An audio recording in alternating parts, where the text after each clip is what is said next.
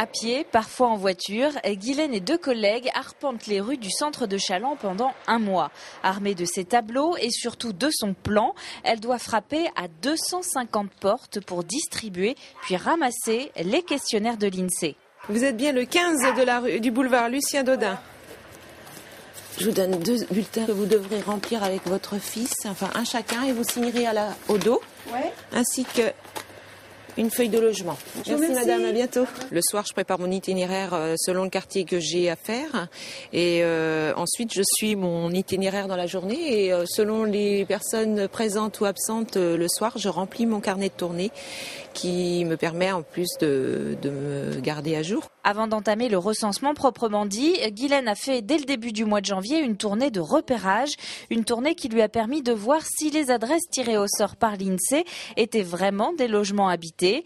Une fois ce repérage terminé, le recensement peut commencer.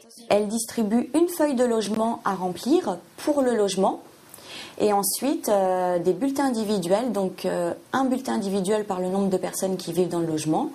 Donc si par exemple la famille, il y a les 2 parents et 2 enfants, on va donner 4 bulletins individuels, plus la feuille de logement.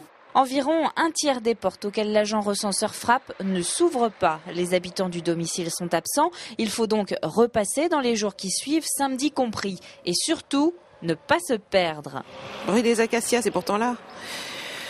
Boulevard Jean-Yol, Saint-Dominique, c'est celui-là. 058.